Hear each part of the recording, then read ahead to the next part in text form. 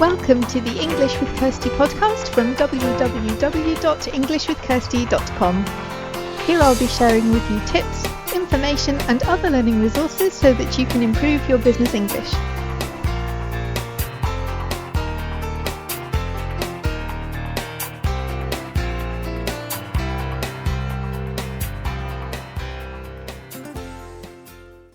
So today we're having a bit of a different episode. This is probably the first time we're doing this, and this is Kirsty's idea. So really, and I think I'm going to adopt it from now on and have some episodes like this. So it's not the usual. Tell me about your background and did you study translation, languages? What did you do? Blah blah blah. But it's more of a conversation between friends about our perspective on a subject, and this time we have Kirsty and Kirsty Wolf. I love her name. She is actually an English teacher, coach, anything you want. I have something beeping all over the place for some reason that I don't understand. Oh, I know what to do. Wait a second. All right, here we go. So now it should be okay. So that's it. So Kirsty and I are going to talk about foreign languages and the importance and the impact that they have in your life. So this is the subject that I discuss and talk about multiple times with anybody I can, because it's just a great passion for me, due to the fact that English had, I would say, the greatest impact of all the things I've ever tried to learn in my life, because all the jobs that I've had, all the things that I do have to do with speaking English. So I thought it was going to be a great subject. Kirsty and I thought it was going to be a great subject for us to just talk about a little bit and to give you our perspective. And I'm sure you're going to find interesting points and things that you can actually see for yourself in your experience when learning a foreign language. So let's just see who this woman is. So just talk a little bit about yourself. This part is just, I have to keep it right so that everybody gets to know you better. Tell me a little bit about yourself. Something about Kirsty Wolf. Okay, I am Kirsty Wolf. I work with people who want to improve their English. So whether that's people who are right at the beginning of this journey, I don't have very many of those, but there are some, to people who want to come on language courses, mainly for their jobs. I have some company language courses, and a lot of people who just want to have the confidence to use English more naturally and to sound like themselves, because I think that's one of the things that I learned as a language learner. I speak German, and a couple of years ago I started learning Romanian, so my German is better than my Romanian, but I speak both. And that's really hard at the beginning, to be yourself, to be the person who you are, to say things in the way that you would say them, to react in the way that you would react. And in another language, sometimes it can go both ways. Sometimes people just, English speakers just fill in the gaps with English, and I don't do that because I think like I've failed if I've done that. I have to do it properly in the other language. But the other way is to do what I do and just kind of shut down a bit. And if I have an idea and I don't know how to say it, then I won't say it, or I'll just observe. And observing is fine at the beginning, but if you really want to develop good relationships with people, whether that's as a friend or in a business context, you can't just sit there and say nothing because people think you have nothing to say. And I have a lot to say, and that's really frustrating. The more you talk, the more difficult it is when you're learning another language to be yourself in that other language, because you talk a lot and then you have to learn how to say all those things in the other language. And it's frustrating. And I know that it can improve. I've worked on 2 languages, and I've got them to the point where I think in those languages and interact in those languages, not entirely as I would in English, but it's getting there. And I know that I can help people on that journey. So that's what I do. Yeah, I'm an English teacher, but I don't just sit and teach English. It's about being yourself in English, because it's so important if you want people to know who you are. And if you're a business owner and you want to talk about your products or services, you can't get people to know, like, and trust you if you're the face of your business and they don't know anything about you, because you play it safe. You don't say the things that you would normally say because you're not sure how to do it. So I help people on that journey. Yeah. So I can see myself in that, because of course I usually talk a lot. So for me, it would totally be impossible it would be very frustrating, very hard to just imagine myself in that position where I would be able to just express myself in the other language. Of course, that the only languages that I speak are languages that have been in my life for a long time, and that gives me a bit of an advantage. But at the same time, I didn't have that advantage at birth, right? I looked for it because, you know, everybody knows I'm a Madonna fan. Madonna always behind me or somewhere visible. But the thing is that I felt that need of actually investing in my English at a really young age, where I obviously didn't have a job in mind, right? And I think that's what really helped, in my case, to develop this very specific and very emotional connection that I have with English, because it's like I always say, the thing that transformed and shaped my life the most, because everything that I do, I try to do in English. If I read a book, I'll read in English. If I sing a song, I'll sing in English. This is basically what I do, is to dedicate myself, not because I have a goal necessarily in mind. Well, now is a bit more, you know, educated. You know, I'm more educated in my choices. And I try to, for example, watch things that will give me an advantage. And by that, I mean reality shows, for example. They're educational. Well, they are. I get sometimes a bit criticized for that. But the truth is that I'm very open about the crap TV that I watch, because it's where I feel that I could learn the most. So this is what I do. Sometimes I'm not even interested on that, you know, Love Island that they have, you know, people falling in love with each other or whatever it is, because they're all stuck in a house, and that's the only option that they have, is to fall in love with each other, things like that. But sometimes, because I love the whole palette of flavors of Spanish, for example. So how else am I going to have, you know, any kind of contact with Colombian Spanish or with Mexican Spanish or whatever it is, right? So I just look at TV as my means of keeping things a little bit more fresh. But in the beginning, you're absolutely right. I mean, what's going to happen for you that can break the ice, right? What's going to happen? And I think that the real trick is for you to understand how it works and how it works for you to learn something, and in particular a language, and then to develop on that. I am a person who is very much in love with grammar. Me too, because it helps me to avoid the mistakes that I'm really trying so hard not to make. And if I understand how it works, then... I mean, how was your experience? Let's talk about something that is not English, because it's a whole other beast, right? How was it, especially as an English speaker? So you English speakers don't have the need that, at least I've always felt, that my English had to be there on point because I needed it for this, for that, blah, blah, blah. So how is it for you, speaking the dominant language of the world, right, to be interested in other languages? How is the process? Because it's very different, right? I'm sure, than for someone who's not from an English-speaking country. What happened with German, for example? I get bored with English all the time. That's just... Yeah, everybody, you know, it's a global language, but it was boring. And I think at school, because I started with French, and I did well in French, but I've forgotten it all now. It's kind of useful looking at the grammar for some of the languages that I'm looking at now. But yeah, I kind of abandoned it. But with German, I think the beginning for me was that it was something that I was good at school. I mean, I enjoyed school apart from maths, but I liked school, but there were things that I was better at. And I think we sometimes try hard, or I do. I really focus on the things that I'm enjoying and I may be good at, and neglect the things that I really should invest time in if I want to have all the results the same. But I enjoy it's a really bad way to do it, but it's, you know, if I feel passionate about something and interested in something, then I do that thing. And with German, I think it helped that I quite early on found some German-speaking friends. And so for me, language is always connected with people and interactions and communicating. So whilst I did read a lot of books and consume a lot of information to build my vocabulary, and because I was genuinely interested, I also had the opportunity to interact with people. And some people came to visit us. One of my friends who didn't really speak English, and she didn't really speak German. So even with my limited school German, I was in a better position to help those people to communicate, but also to be involved, because people said, "Oh, do you want to be an interpreter?" And I was, "No, I talk too much. I want to be part of the conversation. I can't do that." So that's why I didn't become an interpreter or a translator, because whilst they're interesting things to do, you don't get to speak and write, and I needed that. But I did enjoy this experience of being able to do something useful and using language to help people. And I found it interesting, like, oh, how do I communicate what that person just said in English or in German? in a way that makes sense, or do I need to explain something that wouldn't make sense to somebody who doesn't speak that language? And I found it fascinating, so that's why I continued with German.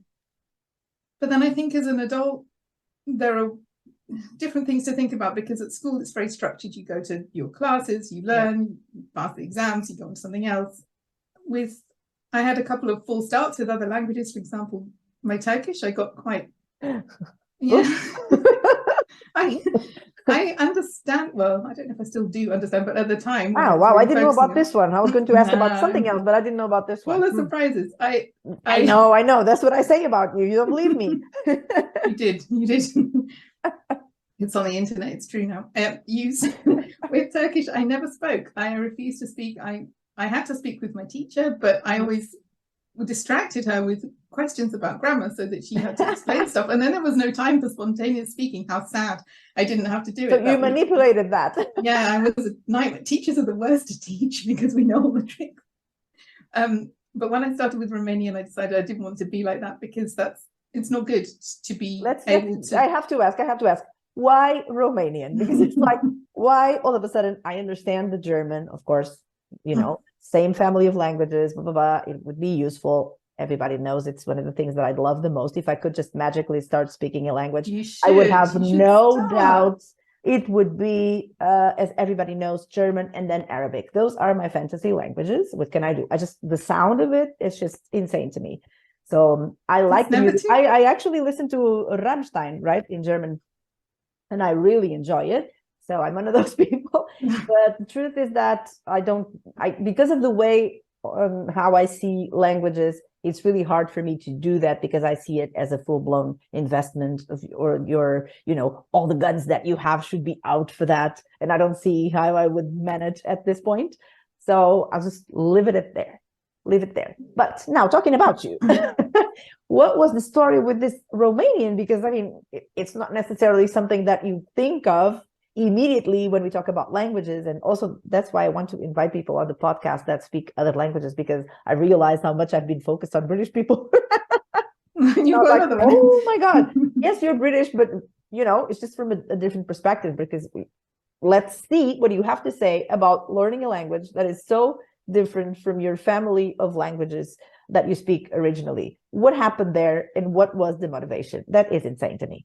Well, it's not entirely different, because I mean, French grammar, there are some things that made sense to me because I had French at school, even though I'd forgotten it, but that wasn't part of the decision. It was really, I wanted to learn another language. I thought it would be helpful for me as somebody who teaches languages to go back into that position where you think, oh, I don't want to speak to anyone. But I hadn't decided which one. So I was looking at different languages and I hadn't decided, but I went to a business networking meeting in English.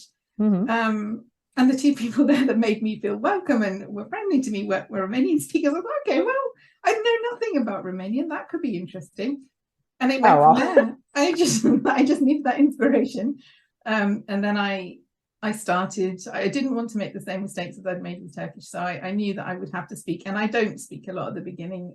There are different ideas on this, but I think it's okay to do what I do as long as I know that at some point I'm going to have to speak, because if I feel that I don't have anything interesting or intelligent to say, then I don't really want to speak just to practice the, 3 sentences that I've just learned with somebody who, that's great. Like, you can't really have a conversation with that. So I did really work at finding opportunities to learn and to speak, because if you're learning a language that isn't the main language in your country, then you have to be more proactive.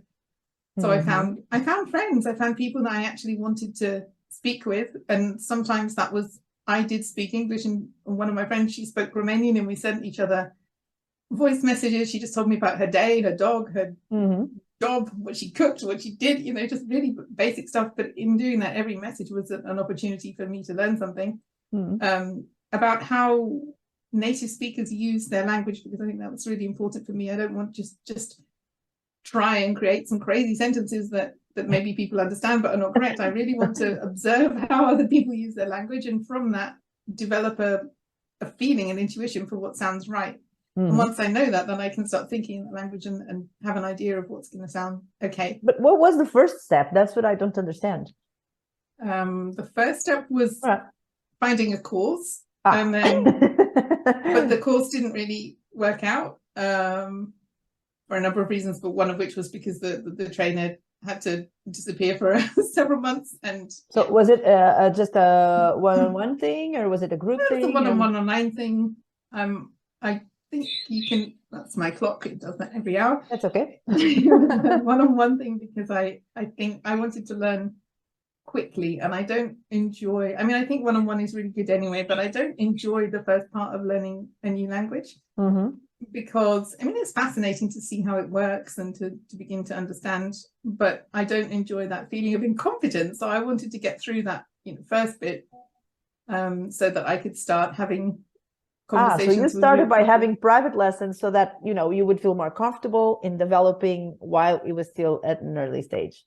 Yeah, and then the teacher disappeared, so I had to find another one, and then that was an interesting process, because I started speaking with a number of different people, and language exchanges, they can also be good. It's hard at the beginning because it is a bit boring. Well, as a language teacher, I don't think it is. As somebody doing it in their free time, it can be boring speaking to a complete beginner. So you need someone either with patience or with a problem that you can solve so that it's a fair exchange. But now I think ultimately the best way is to have friends who only use that language with you. Like I've got a friend who, she speaks English, but she never speaks English with me. We always speak Romanian because that's our language for communication. Yeah. So find people to communicate with. So what about music and movies and the usual thing that we do for English? Did you use any of those strategies that I'm sure that your students would use in their journey? Music, sometimes, movies not so much, because Romanian production. I know they're hard to find, but also podcasts were more helpful. So I found podcasts. I found some stuff on YouTube, which is about as intellectually stimulating as your reality TV, but it was good for the same reasons. You see, I'm right. It works for me. It works for you. It was just people that, creators on YouTube just talking about everyday stuff, and I watched quite a lot of that around Christmas time. Did you watch like not movies, but videos on YouTube about verbs and developing your vocabulary, or you just went into you didn't? No, because it's really hard. Maybe for English there is a lot more content, but some of it's kind of questionable and not very good. With Romanian, there just wasn't a lot. There were a couple of people who were creating some good content, but I guess because of the number of learners, there isn't so much. With things like series or movies, I have to. I'm unable to see what's going on, so I need to really focus. Don't worry, take your time. Take your time. And have some water. Don't worry. If I don't understand the dialogue, then I can't understand what's going on. So that doesn't feel like a good time investment for me if there's a lot of action. Whereas if there is a lot of dialogue and I'm able to understand that, then that's a better investment. So because I can't read subtitles, that doesn't help me. So I need to get past that early stage where I don't understand what's going on if I want to enjoy any content. So that's like also a good motivator for me to learn and to improve, because I can't rely on that. So that's right. But did you go through like lists of words, lists of verb conjugations, things like that are more classic in a way that we learn? I didn't do any of that. I like reading. I mean, I need to make notes, because if I don't, I will forget things. If I want to learn, I need to type it.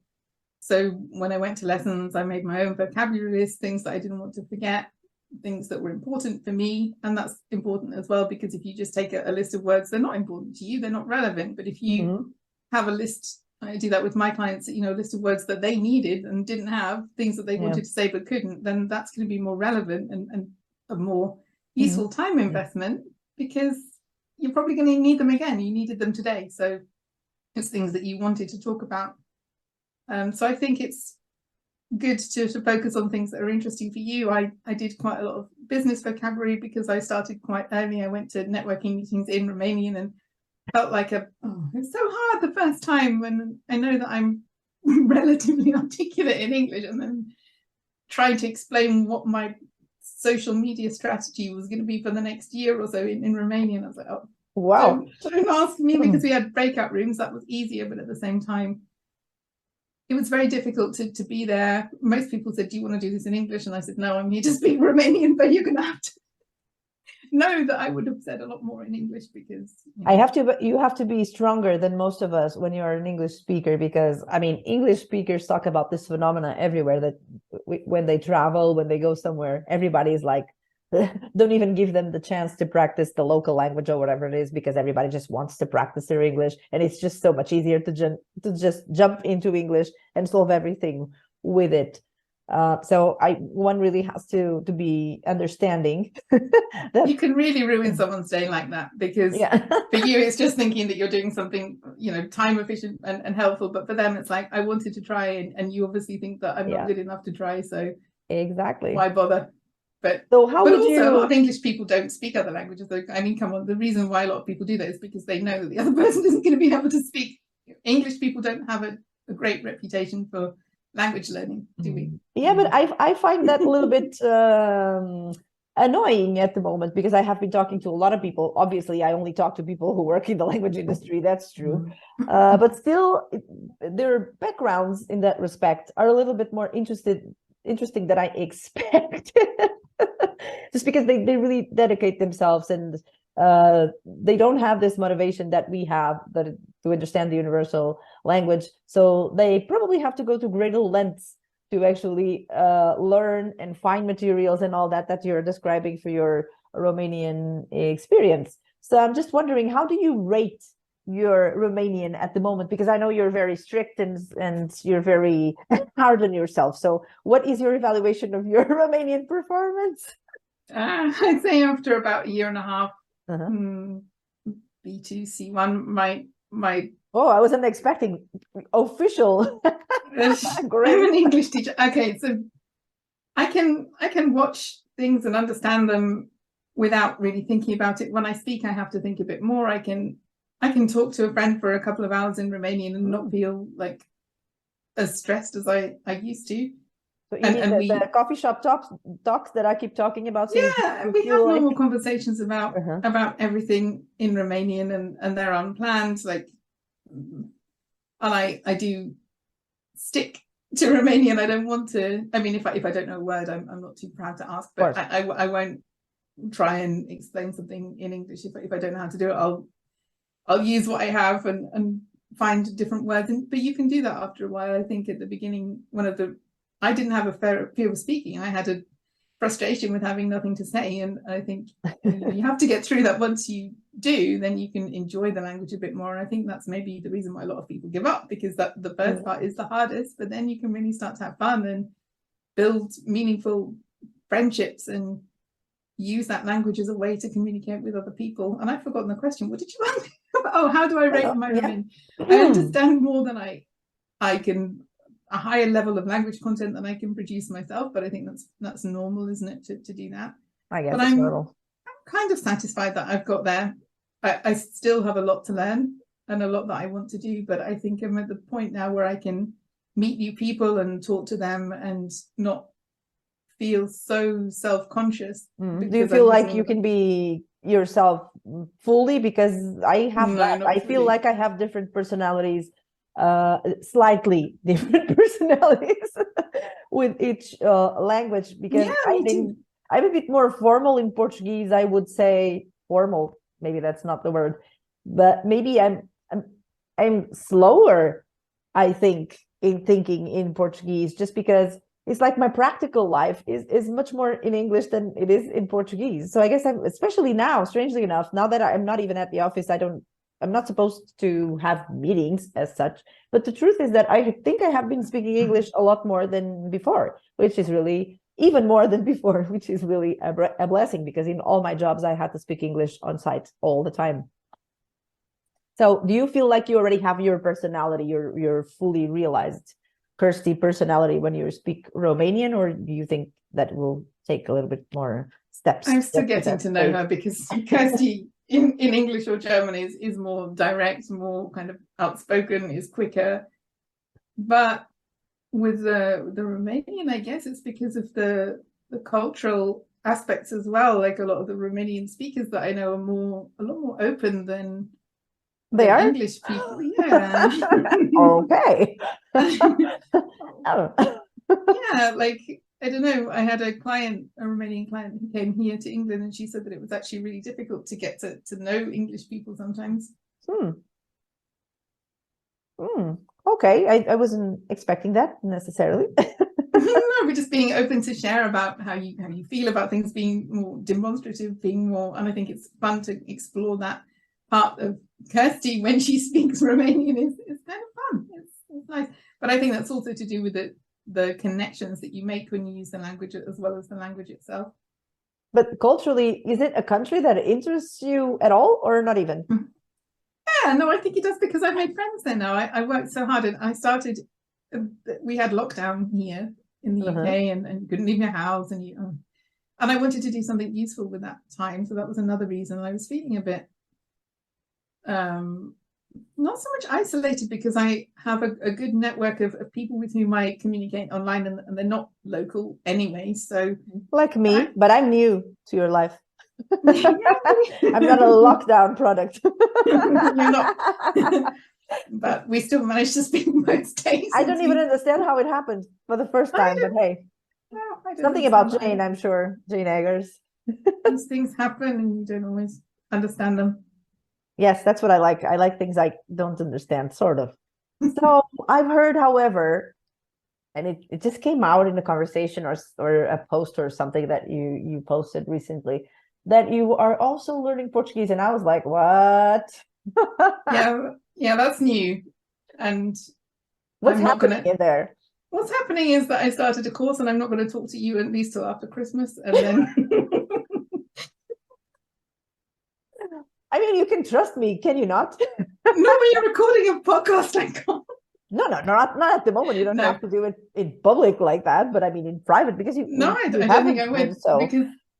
Because we talk about so many other things, and I don't want to. I think that's my problem as a language learner, and something that I tell my clients not to do. But very few of my clients are starting with English right at the beginning. And as I said, I don't enjoy this beginning stage, but that's why I want to get past it, Yes, I know, but it's interesting to me because, as you know, I consider myself, you consider yourself an English teacher and trainer, and the word I use for myself is what I told you before, it's mentor. So I'm a mentor for English and for Portuguese. So I'm more than interested in knowing what your, let's say, needs are, your interests and all that, because I'm actually thinking, like I told you before, about doing a series of videos, right? And I want to do stuff for beginners for Portuguese, and then I want to do things for advanced learners, which is a lot more natural to me, right? Because the idea is just to act natural and then reflect on the content and just learn from it.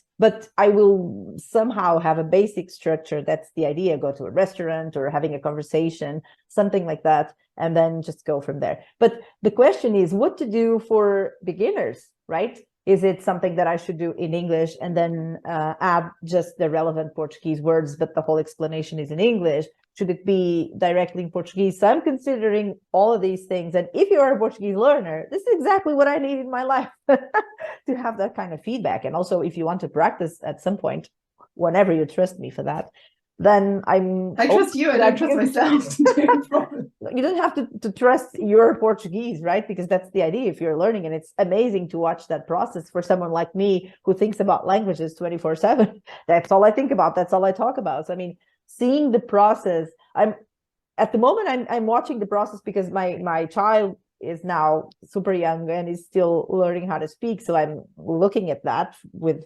very interested eyes. But of course, as an adult, you have other challenges. And I do want to hear your experience and what you go through, especially in a language that I can speak, right?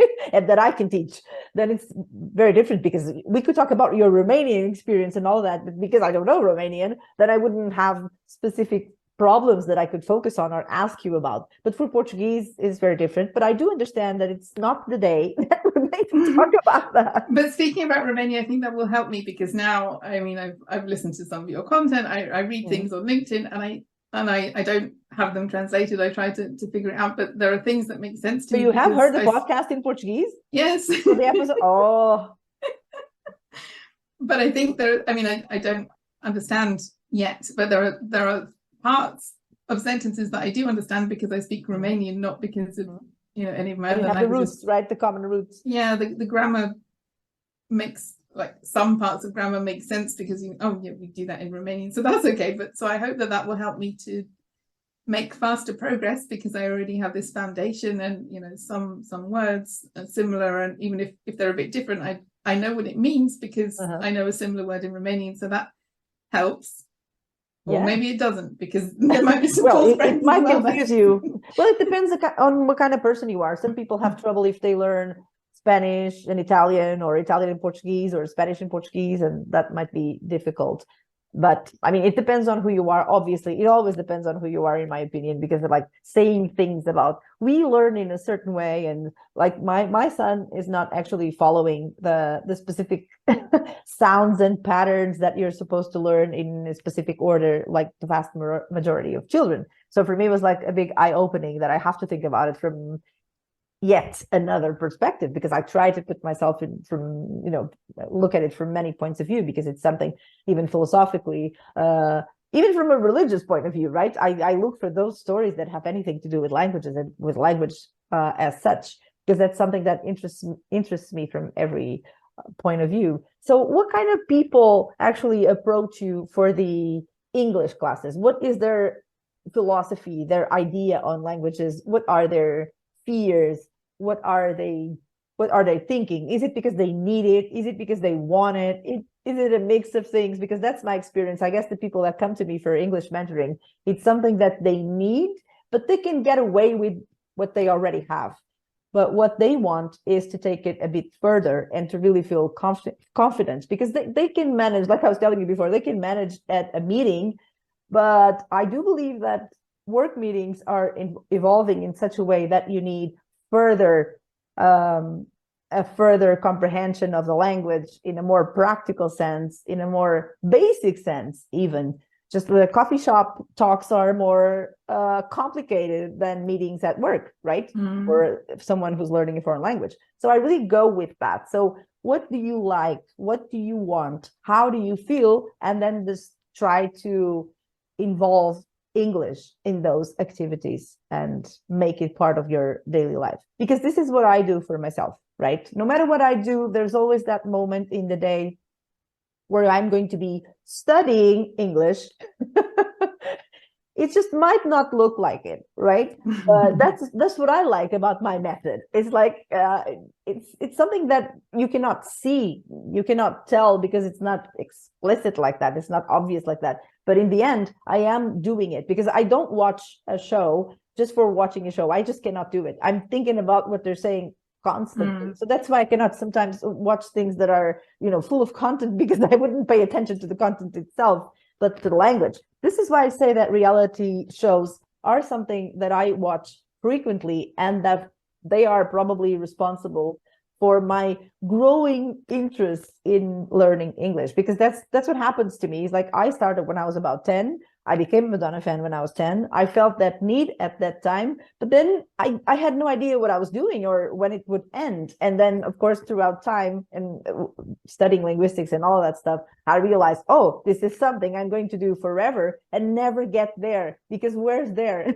Right? You never stop learning. You never stop. It's just unbelievable, because, of course, also language evolves, and everybody knows I focus on the American English part of things, and I don't focus on the British English evolution so much. And I actually could not speak British English, I don't think, because my focus has always been with American English, and that's really the thing that I live for. I can say that. So reality shows have been kept me on my tippy toes, I would say. Just they keep it fresh, they keep it current, and I really need that. So this is like a lifetime commitment. I don't know if I'm going to commit to something else like this ever in my life, but English is something I cannot help it, right? I don't do it for a specific purpose anymore. I just do it because I want to, and it gives me so much joy and happiness. And the fact that I have this tool that helps me develop so many things in life even for other types of content that have nothing to do with languages, the fact that most of the content that I'm interested in exists in English, usually by American people, then it's such a blessing for me. So I see it from all of these perspectives, and I don't see English as a thing for work at this point. And this is how I think that people should, if possible for them, if they find it in themselves, if they look at it like this, that it has multiple purposes as any language, because my Spanish is something that I also absolutely love. My Spanish is just a big mixture of whatever I learned at college, and then whenever I was in Los Angeles and spoke to a lot of Mexican people, and then lived in Spain, but never actually spoke to people in Spanish. I would only speak in Spanish with probably Argentinian and Mexican people anyway. So it's like my Spanish is a totally different animal, because I don't focus on Spanish from Spain or Spanish from here or from there, just wherever it comes from, and I'm just open to it. But obviously my Spanish doesn't have any responsibility in my life. I don't teach Spanish. I don't work in Spanish usually. I do it if I have to for terminology projects or things like that. But it's my knowledge. It's true that it's there, but I don't consider it a language that I use for my usual day-to-day tasks, right? But English is here for all of that. So I have to be at the multiple levels that I need to be. I need to be at a business meeting. I need to express myself. I need to talk about my spiritual life, because that's an interest of mine. And I need to be able to also deconstruct a lot of the things that I already know, bring it back to basics, so that when I have people in the mentoring sessions, I can actually put myself on their shoes, right? That's where I wanted to get back to. So I'm glad that you came back to that, because I was going to. I would eventually, right? I rinse around a little bit, but I would eventually. You mentioned it, but I don't know that you've really talked about that. So people won't necessarily know what you do. So tell us about that. What happens with the mentoring? Wasn't that going to be my solo episode about that? This is the introduction to the solo episode, and then you can build on it. I don't know. You've all seen me on LinkedIn, if you follow us on LinkedIn, that I've been back and forth with Kirsty, because we have been talking a lot offline too, and we've been, we just recently had a networking event, and it was unbelievable. I was really happy with it, and I got a bunch of ideas from it. So I guess all of this, yes, all of this is probably going to change the shape of the podcast, because it's always open to being different, as long as the basics are kept. And the only basics that we have is the fact that we need to talk about languages. But then again, what would I talk about, right? That's the only thing I can talk about. That's the only thing that I do. So I do a bunch of things, like I told you before. That's why I consider myself the language worker. This is the reason why I chose the name for the podcast, just like that, because that's what I consider. I do all sorts of projects that have to do with applying languages, of course, translation, localization, post editing for machine translation. I do cultural consultancy. I do English mentoring, Portuguese mentoring, all sorts of things. So like I say, I'm not a translator. I don't consider myself any of those, a proper job that you have. I'm a translator, I'm a proofreader. So I do all of those things if the project asks for that. So I'm always open to doing multiple tasks at a project. So that's what I enjoy too, like the whole variety of managing, of vendor managing, to managing projects, being a vendor manager. So all the things that I've done are things that I wouldn't mind just keep on doing forever, because I just simply love them. So I guess that's my advantage. And that's it. Now going solo for me is my opportunity to fully realize all of those activities. And probably, I guess it's not a secret that my intention is to have some sort of a company going very soon, where I can just gather all of these things that I do. And I know that a lot of people do very well, and have them on board with me in a fully realized project, so that I just, I live for this. I do this all the time and don't do anything else, because that's it. Don't consider, other options in life and all of that. I'm very open, very flexible, as long as I am in this corner. I guess that's how it goes for me. So that's it. But I really don't have things super set in stone yet. So I'll have to play it by ear at the moment. So that's it. It's an adventure. I don't have good answers for you at the moment.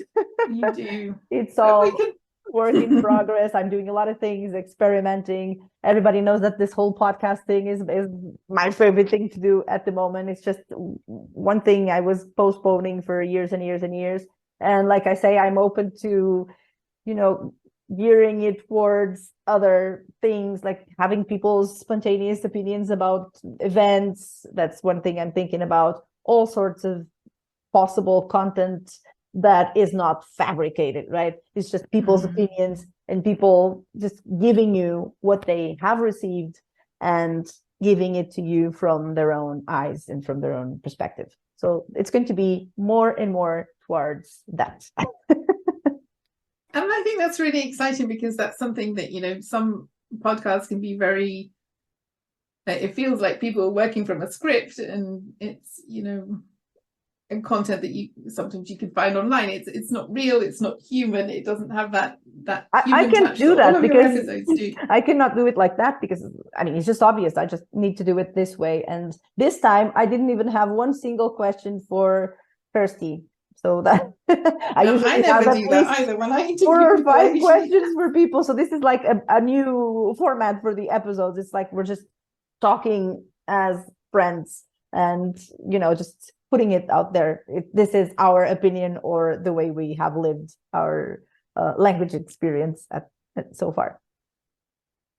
Yeah, and I think there's something refreshing about that as well, because that's what we learn, other people learn, and I think I relate to what you were saying about how language is part of your life, because I think from the beginning when I started learning German, I was always reading something or talking to friends, or it became part of my life. I think when people say they don't have time, we're all busy, we all have a lot of stuff to do, but if you can build learning another language or improving or just having that language as part of your life experience, then you don't see it as, I have to find time to answer this person in Romanian because I'm going to answer her anyway. So it's not like, I need to find time for Romanian studies today, or if you have to do something specific for a course, then you do need to make time to do that, because if you don't, the only person who will be negatively impacted by that is yourself.